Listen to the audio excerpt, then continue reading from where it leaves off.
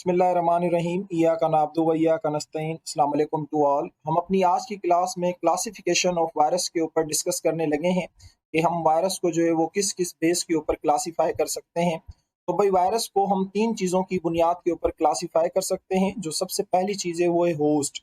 हम होस्ट की बुनियाद पे भी वायरस को क्लासिफाई कर सकते हैं। On the basis of shape, हम शेप की बुनियाद पे भी वायरस को क्लासिफाई कर सकते हैं। और जो तीसरी कैटेगरी है वो है जीनोम। हम वायरस को जीनोम की बुनियाद पे भी क्लासिफाई कर सकते हैं। जीनोम मैंने आप लोगों को पहले बताया हुआ है, जो टोटल जेनेटिक कंस्टिट्यूशन होती है किसी भी वायरस की, या तो डीएनए होगा या तो आरएनए, उसको वायरल जीनोम कहा जाता है। खैर, हम देख लेते हैं डिटेल के अंदर। सबसे पहले हम वायरस को क्लासिफाई करते हैं on the basis of host. तो भाई होस्ट की बुनियाद पे हम वायरस को तीन क्लासों के अंदर रखते हैं। एक वो क्लास जिसे हम कहते हैं फाइटोफेज, यानी ये वो वायरसेस होंगे जो सिर्फ और सिर्फ प्लांट्स के ऊपर अटैक करते हैं और इनके अंदर अपनी लाइफ साइकिल कंप्लीट करते हैं। दूसरे वो होते हैं जिन्हें कहा जाता है जूफेज। ये सारे के सारे वो वायरसेस होंगे जो कि एनिमल्स के ऊपर अटैक करते हैं और इनके अंदर अपनी लाइफ साइकिल को क्या करते हैं, कंप्लीट करते हैं। और जो हमारे पास तीसरी कैटेगरी है वो है बैक्टीरियोफेज की। ये वो वायरसेस होते हैं जो सिर्फ और सिर्फ प्योरली बैक्टीरिया के ऊपर अटैक करते हैं और इनके अंदर अपनी लाइफ साइकिल को कंप्लीट करते हैं। तो होस्ट की बुनियाद पे हमारे पास जस्ट ये तीन क्लासें हैं। उम्मीद है आप लोगों को समझ आ गई होंगी। अच्छा, नेक्स्ट जो हम क्लासिफिकेशन करेंगे वो हम करेंगे on the basis of shape. Virus को हम शेप की बुनियाद पे भी क्लासिफाई कर सकते हैं। हमने जो सबसे पहले वायरस डिस्कवर्ड किया था, आप लोगों को पता ही है, लास्ट टाइम मैंने बताया था, टोबैको मोज़ेक वायरस। इसकी शेप होती है हेलिकल। तो यहाँ पे आप लोगों को ये हेलिकल शेप का वायरसेस नजर आ रहा होगा, ये टोबैको मोज़ेक वायरस है। जितने भी हेलिकल वायरसेस हैं उनको आप उठा के इस क्लास में रख सकते हैं। दूसरा होता है पॉलीहेड्रोन, यानी वो वायरसेस जिसके बहुत सारे क्या होते हैं, कोने होते हैं, उसे पॉलीहेड्रोन कहा जाता है। इसमें आपके एडिनो वायरसेस आ जाते हैं। ये आपको नजर आ रहा होगा सेकंड नंबर पे, ये वाला जो है ये आप लोगों का एडिनो वायरस है। उसके बाद थर्ड कैटेगरी के अंदर हमारे पास स्पेरिकल वायरस आ जाते हैं जो कि बिल्कुल राउंड होते हैं। ये इस क्लास के अंदर आपके पोलियो वायरसेस आ जाते हैं। तो ये कभी-कभी पूछ लेते हैं कि जो एडिनो वायरस है उसकी शेप क्या है, या कभी-कभी पूछ लेते हैं टोबैको मोज़ेक वायरस की शेप क्या है। और इसके बाद टेडपोल, जो फ्रॉग का जो लार्वा होता है उसे टेडपोल कहा जाता है। इस शेप का हमारे पास जो वायरसेस होता है उसको कहा जाता है बैक्टीरियोफेज। तो यहाँ पे आप लोगों को ये बैक्टीरियोफेज नजर आ रहा है और इसकी जो शेप है वो क्या होती है, टेडपोल। और हमारे पास जो HIV का वायरस होता है जो कि एड्स काज करवाता है, इसके ऊपर हमारी आगे डिटेल हम डिस्कस करेंगे। इसकी जो शेप होती है वो कौन सी होती है, सर्कुलर होती है। तो शेप की बुनियाद पे हम वायरसेस को 5 क्लासेस के अंदर रख सकते हैं। एक वो जो हेलिकल होते हैं, दूसरे वो जो पॉलीहेड्रोन होते हैं, तीसरे वो जो कि स्फेरिकल होते हैं, और चौथे वो जो कि टेडपोल शेप के होते हैं, और पांचवें जो है सर्कुलर होते हैं। देखो, वैसे तो बहुत सारे वायरसेस हैं लेकिन आपकी बुक के अंदर ये मेंशन किए गए हैं, तो you must have to remember this. आप लोगों को इनको याद रखना पड़ेगा क्योंकि बाज औकात ये पीएमसी की टेस्ट के अंदर आ जाते हैं। अच्छा, now the most important thing जिस पे ऊपर हमारी जो है डिटेल डिस्कस होगी वो होगी on the basis of genome. Genome की बुनियाद पे जो हम वायरस की क्लासिफिकेशन करते हैं वो हमारे लिए समझना जो है वो बहुत जरूरी होती है। अच्छा, हमने जब जीनोम की जब जीनोम की बुनियाद पे हम वायरस की क्लासिफिकेशन की बात करते हैं तो इसको सबसे पहले एक साइंसदान ने इंट्रोड्यूस किया था जिसका नाम डेविड बाल्टीमोर है। और इसने वायरस को जीनोम की बुनियाद पे 7 क्लासों के अंदर डिवाइड किया था। ठीक है, डेविड जो बाल्टीमोर, ये एक साइंसदान है, इसने वायरस को 7 क्लासों के अंदर डिवाइड किया था। फिर हमने क्या किया था, बाल्टीमोर की जो क्लासिफिकेशन थी उसको मॉडिफाई किया था। और मॉडिफाई करके हमने उसको किस तरह से ऑर्गेनाइज किया था, हमने जितने भी आरएनए वायरसेस थे उनको अलग कर दिया, और जितने भी हमारे पास डीएनए वायरसेस थे हमने उसको अलग कर दिया। आरएनए वायरसेस के अंदर हमारे पास क्या आता है, डबल स्ट्रैंडेड आरएनए वायरस। आपने हमेशा सुना होगा जो आरएनए होता है वो सिंगल स्ट्रैंड होता है, लेकिन कुछ वायरसेस ऐसे होते हैं जो कि अपने सिंगल स्ट्रैंड से आरएनए का एक और भी स्ट्रैंड बना लेते हैं और वो फिर डबल स्ट्रैंडेड आरएनए वायरसेस बन जाते हैं। उसके बाद इस क्लास के अंदर जो दूसरा है वो है प्लस स्ट्रैंड आरएनए वायरस। मैं समझाता हूँ कि इसको हम प्लस स्ट्रैंड क्यों कहते हैं। और जो तीसरी क्लास है आरएनए वायरस की वो है माइनस स्ट्रैंड आरएनए वायरस। हम डिस्कस करेंगे कि प्लस वाला जो है वो प्लस क्यों कहलाता है और माइनस वाला जो है वो माइनस क्यों कहलाता है। डीएनए वायरसेस की क्लास के अंदर हमारे पास दो ही वायरस हैं, एक है डबल स्ट्रैंडेड डीएनए वायरस और दूसरा है हमारे पास सिंगल स्ट्रैंडेड डीएनए वायरसेस। ठीक है, इनके ऊपर भी हम डिटेल डिस्कस करते हैं। पहले हम देख लेते हैं जो हमारे पास आरएनए वायरसेस हैं उनके ऊपर हम डिस्कस कर लेते हैं। तो सबसे जो पहली हमारे पास क्लास आ रही है वो आ रही है डबल स्ट्रैंडेड आरएनए वायरसेस की। तो मोस्ट इंपॉर्टेंट थिंग आपने याद रखना है कि इस क्लास के अंदर आपके रियो वायरसेस आते हैं। अच्छा देखो, ये जो रियो वायरसेस वर्ड है ये किसी एक वायरस के लिए इस्तेमाल नहीं हो रहा, ये पूरा का पूरा एक वायरसेस का ग्रुप है जिसको रियो वायरसेस कहा जाता है। अब ये वायरसेस क्या करते हैं, फॉर सपोज करो ये होस्ट का सेल है, ठीक है, और ये उसका न्यूक्लियस है, ये और ये बाहर क्या पड़ा हुआ है, ये वायरस पड़ा हुआ है। जब ये वायरस इस होस्ट के सेल के अंदर आते हैं तो ये दो काम करते हैं, या तो ये करें, या तो पहला काम तो ये करते हैं कि अपने इस स्ट्रैंड से इनका ये जो आरएनए अंदर आया है, ये जो जेनेटिक मटेरियल अंदर आया है, इससे ये क्या करेंगे, आरएनए का दूसरा स्ट्रैंड बनाएंगे और ये डबल स्ट्रैंडेड बन जाएंगे। या फिर दूसरा क्या करते हैं, ये होस्ट की जो मशीनरी है, जैसे मैंने इंट्रोडक्शन में आपको बताया था, होस्ट की मशीनरी को इस्तेमाल करके अपनी बॉडी की डिफरेंट किस्मों की जो है वो मेटाबॉलिज्म भी करेंगे, अपनी बॉडी की जो नीड है उसको पूरा करेंगे, अपनी रेप्लिकेशन को क्या करेंगे, इंक्रीज करेंगे। तो ये कहता है कि when these viruses enters into the host cell, जब ये होस्ट सेल के अंदर जाते हैं, they form single strand messenger RNA by using host machinery.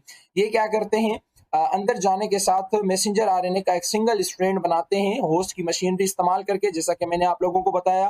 फिर मैसेंजर आरएनए के बाद अपनी बॉडी की मुख्तलिफ प्रोटीन्स बनाएंगे, हार्मोन्स बनाएंगे, एक्स वाई जेड एंजाइम्स जो भी बनाने होंगे वो बनाएंगे। This single strand messenger RNA is either used for translation, या तो इसको इस्तेमाल करेंगे किसके लिए, ट्रांसलेशन के लिए, मैंने आप लोगों को बताया हुआ है। ट्रांसलेशन का मतलब क्या होता है कि प्रोटीन का बनना। या फिर क्या करेंगे, replication of double strand DNA, या तो फिर इससे अपना क्या करेंगे, दूसरा जो है आरएनए का स्ट्रैंड बनाएंगे। तो दो ऑप्शन इनके पास होते हैं, या जब ये होस्ट सेल के अंदर आते हैं, पहला ऑप्शन इनके पास ये होता है कि ये होस्ट की मशीनरी को इस्तेमाल करके उससे मुख्तलिफ किस्मों की प्रोटीन बनाए। पहले तो खैर मैसेंजर आरएनए बनता है, फिर उसके बाद क्या होती है, प्रोटीन बनती है जिसे हम ट्रांसलेशन कहते हैं। एक तो काम ये करते हैं, या फिर ये करते हैं कि इस मैसेंजर आरएनए से ये प्रोटीन नहीं बनाते, अपना क्या करते हैं, दूसरा स्ट्रैंड बनाते हैं। तो this is all about the double stranded RNA viruses. अच्छा, now come to the plus strand RNA viruses. अब ये बात तो कंफर्म है कि जितने भी वायरसेस हैं ये सारे के सारे आरएनए वायरसेस हैं, लेकिन ये जो सामने लिखा हुआ है ना प्लस स्ट्रैंड, हम थोड़ा सा इसको समझने की कोशिश करेंगे। अच्छा, आप लोगों को पता होना चाहिए कि इस क्लास के अंदर कौन कौन से वायरसेस आते हैं। इसमें एक तो आपका कोरोना वायरस आता है, दूसरा आपका डेंगू वायरस आता है, तीसरा आपका हेपाटाइटिस सी का वायरस। तो ये मोस्ट इंपॉर्टेंट थिंग है, ये बातें आपने याद रखनी है। जो प्लस स्ट्रैंड आरएनए वायरसेस होते हैं उनमें कोरोना वायरस आता है, डेंगू वायरस आता है, और हमारे पास हेपाटाइटिस सी का वायरस आता है। अच्छा, हम अब हम बात करते हैं कि हम इसको प्लस स्ट्रैंडेड आरएनए वायरस क्यों कहते हैं। देखो, ये हमारे पास एक होस्ट का सेल है, ठीक है, और ये उसका न्यूक्लियस है, और ये बाहर जो है एक आरएनए का मॉलिक्यूल जो कि वायरस मौजूद है, ठीक है। अच्छा, जब ये अंदर आता है ना, इस सेल के अंदर आता है, तो अब ये क्या करेगा, मैसेंजर आरएनए नहीं बनाएगा। वरना हर वायरस क्या करता है, जब सेल के अंदर आता है तो पहले मैसेंजर आरएनए बनाता है, फिर उसके बाद प्रोटीन बनाता है, यानी ट्रांसक्रिप्शन या ट्रांसलेशन करता है, प्रोटीन बनाता है।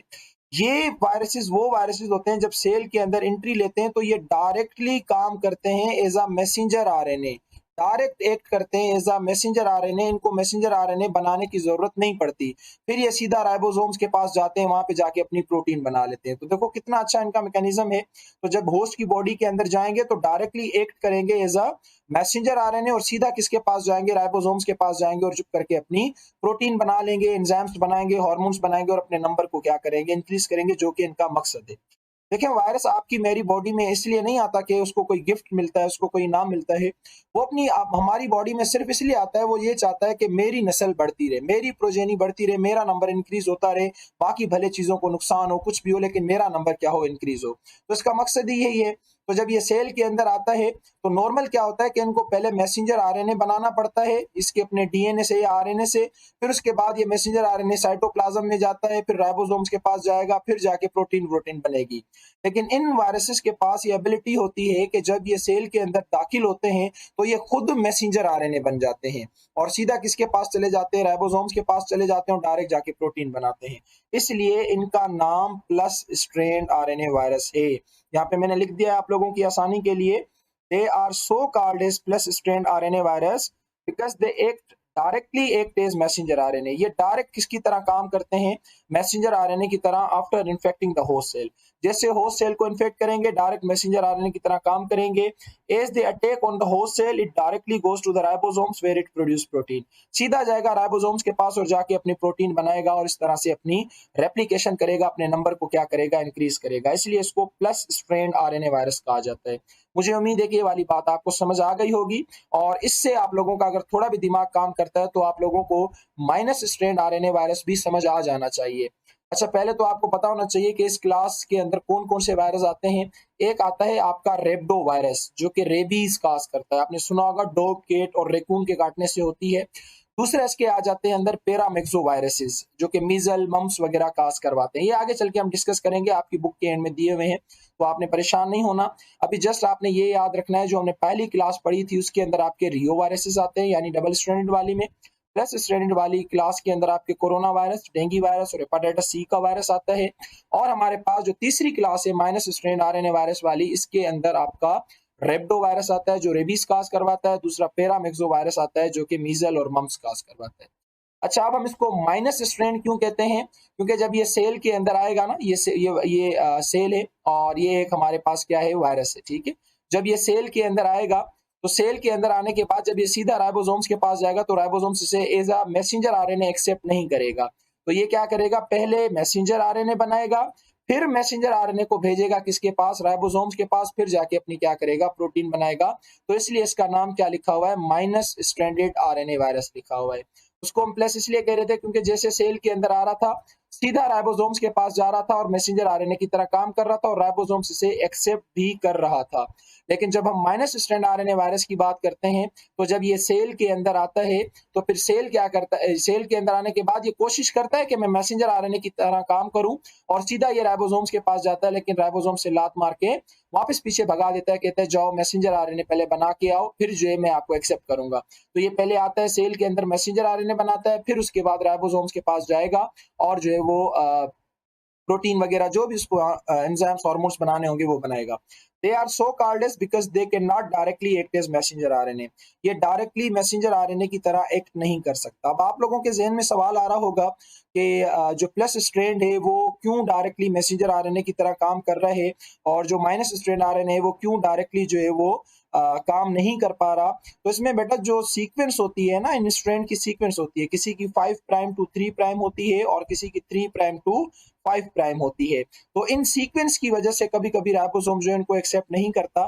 खैर, फिर ये हमारी एक अलग डिबेट हो जाएगी, इस पे हम कोई डिस्कस नहीं करते। इंटर में जब चैप्टर नंबर 6 में पढ़वाऊंगा क्रोमोसोम्स एंड डीएनए, तो वहां पे इसका कॉन्सेप्ट मैं समझा देता हूं। तो अभी जस्ट आप इतना याद रखो कि हम उसको प्लस और माइनस क्यों कहते हैं और इस क्लास के अंदर क्या क्या आता है।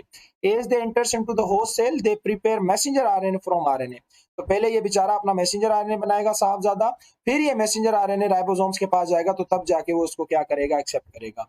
तो यहाँ पे हमारे जितने भी आरएनए वायरसेस थे वो खत्म हो जाते हैं। अब हम डिस्कस करेंगे किसके ऊपर, डबल डीएनए यानी कि डीएनए वायरसेस के ऊपर। और जो सबसे हमारे पास पहली क्लास आती है वो आती है डबल स्ट्रैंडेड डीएनए वायरसेस की आती है। आपने याद रखना है, इस क्लास के अंदर हमारे पास हर्पीज वायरसेस आते हैं।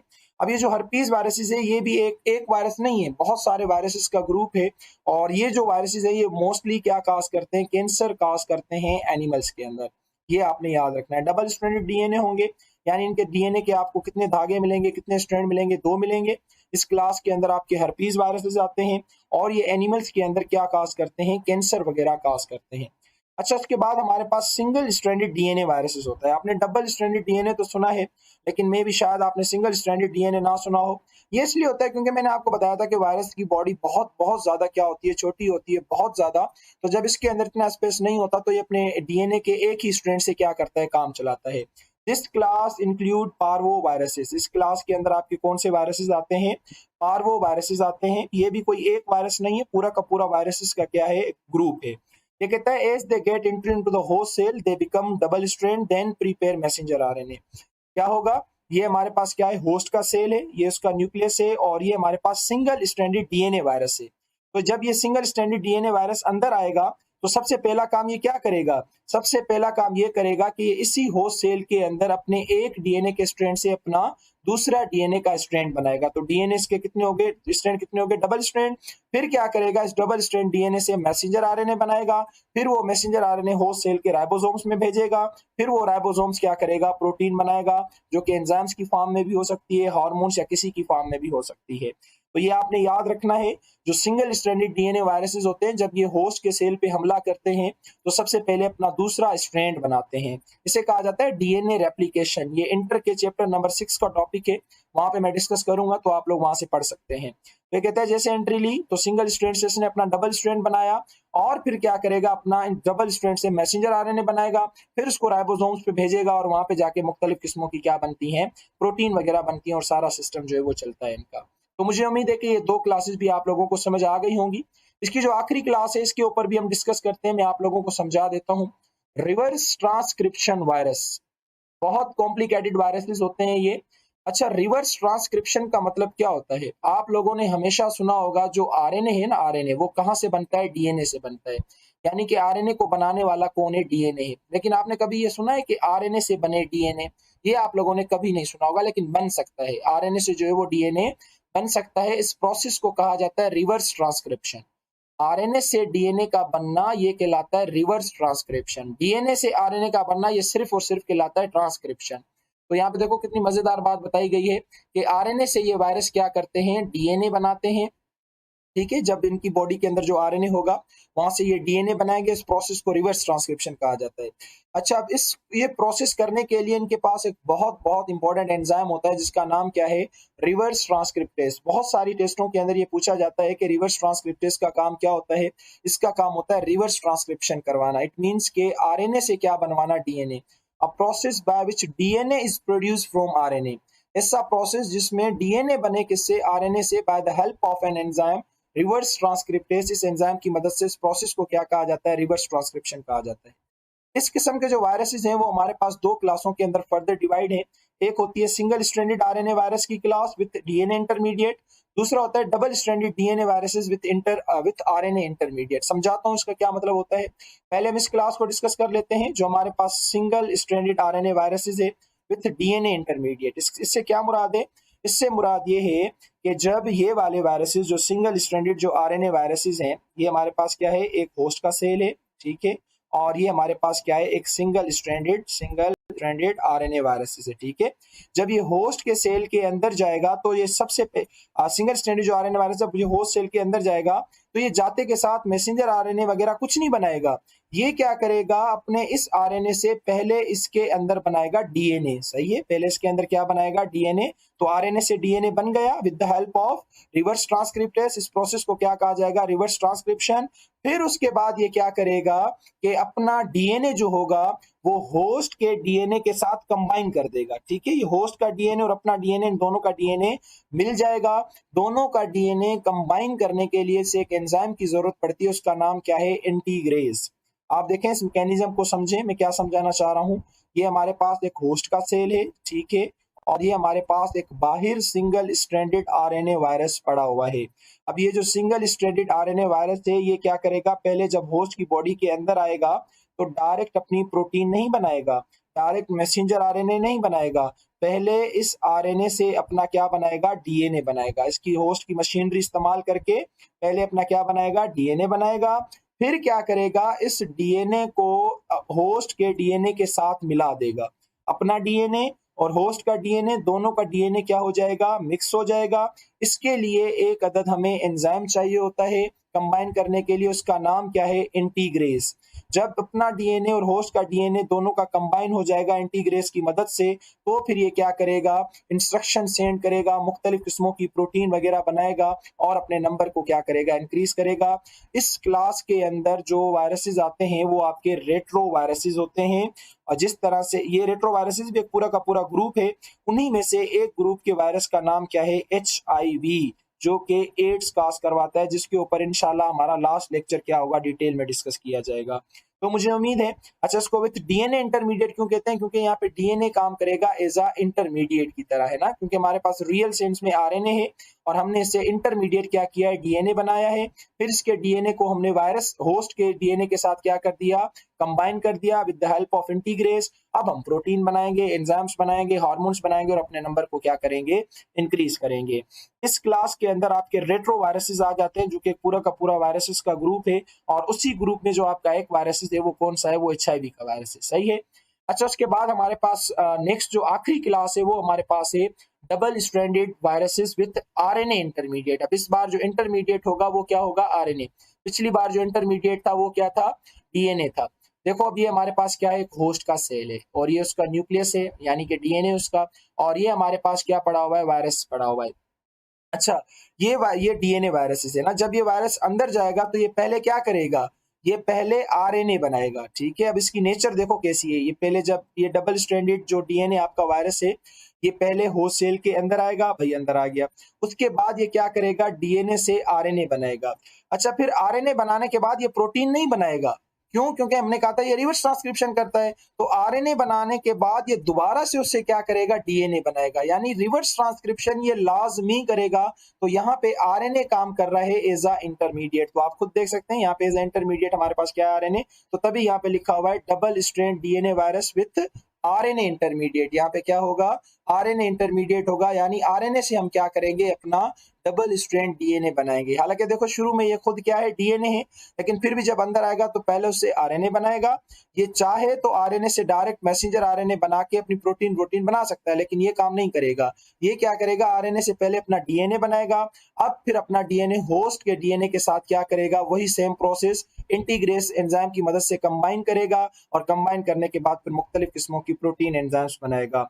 इस क्लास के अंदर जो आपका वायरस आता है वो आता है हेपेटाइटिस बी का वायरस। तो मोस्ट इंपॉर्टेंट थिंग ये आपने याद रखना है, जो रिवर्स ट्रांसक्रिप्शन वाले वायरसेस होते हैं वो दो किस्मों के होते हैं। एक हमने क्लास पढ़ी single stranded RNA virus with DNA intermediate, मैंने समझा दिया। इसमें आपका रेट्रो वायरसेस आते हैं, ग्रुप है पूरा का पूरा, और इसमें एक पार्टिकुलर वायरस जो है वो एचआईवी है, ह्यूमन इम्यूनो वायरस, जो कि एड्स काज करवाता है। और जो दूसरा हमारे पास वायरस इस क्लास के अंदर आ रहा है वो हेपेटाइटिस बी का वायरस आ रहा है, जो कि double stranded DNA viruses with RNA intermediate की क्लास में आता है। They form RNA from its DNA. सबसे पहले क्या करेगा, अपने डीएनए से आरएनए बनाएगा। फिर RNA is used for reverse transcription. RNA किसके लिए इस्तेमाल करेगा, रिवर्स ट्रांसक्रिप्शन के लिए, यानी कि आरएनए से डीएनए बनाएगा, और ये डीएनए फिर क्या करेगा, होस्ट के जीनोम के साथ कंबाइन हो जाएगा इंटीग्रेस एंजाइम की मदद से, और फिर अपने जीनोम की रेप्लिकेशन, अपनी कॉपियां बनाना स्टार्ट कर देगा, एंजाइम्स, प्रोटीन, और इस तरह से अपने नंबर को क्या करेगा, इंक्रीज। इस क्लास के अंदर जो वायरस आता है वो आपका हेपेटाइटिस बी का वायरस आता है। तो मुझे उम्मीद है कि ये जो वायरस की क्लासिफिकेशन मैंने आप लोगों को समझाई है बहुत अच्छे तरीके से आप लोगों को समझ आ गई होगी। जस्ट आपको क्लास का नाम याद रखना है, और उसके अंदर जो उसके वायरसेस आते हैं वो आपने याद रखने, दैट्स ऑल। बस बाकी जो बीमारियां काज कर रहे हैं वो इंशाल्लाह हमारे लास्ट बुक के लास्ट में आप देखोगे बॉक्स बने हुए, वहां पे लिखी हुई हैं, वहां से हम आसानी के साथ समझ सकते हैं। अब आप इसको पढ़ें, समझें अच्छे तरीके से। जहां प्रॉब्लम होती है आप कमेंट बॉक्स में आके मुझसे पूछ सकते हैं। तब तक के लिए अल्लाह हाफिज, अपना बहुत सारा ख्याल।